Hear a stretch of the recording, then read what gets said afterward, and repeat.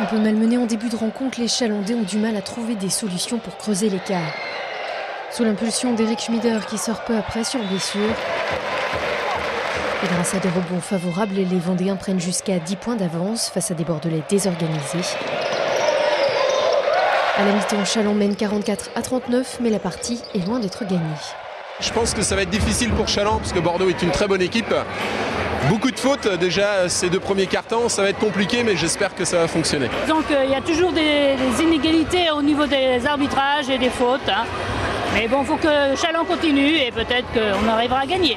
Je pense qu'au niveau 3 points, ça commence à s'engranger avec Eric Schmieder ou un truc comme ça. Et quand il s'est blessé, je pense que ça a un peu cassé le rythme. Mais je pense qu'ils peuvent encore se reprendre et enchaîner. À la reprise, Bordeaux fait mal au collectif chalandais en enchaînant les 3 points. Ils rattrapent rapidement leur retard face à des Vendéens maladroits qui subissent un nouveau coup dur. La sortie de Juan James, 5 fautes. Menés, les Chalandais semblent démunis. Régis Boissier leur redonne un peu d'espoir avec un 4 sur 4 au lancer franc. Et à 7 secondes du buzzer final, les locaux ont même une occasion d'égaliser.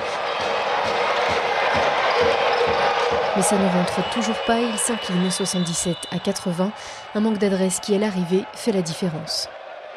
C'est un petit peu notre lacune depuis le début de saison, donc il faut qu'on arrive à franchir un cap mentalement pour parvenir à y remédier. Il faut absolument quand la raquette comme ça est complètement fermée, il faut qu'on arrive à avoir une alternance dans le jeu extérieur et dans le jeu intérieur.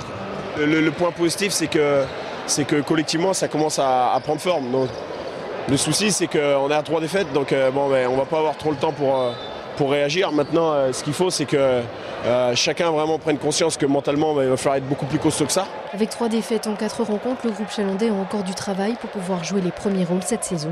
Samedi prochain, il rencontre Saint-Quentin, 13e du championnat, pour peut-être une première victoire à l'extérieur.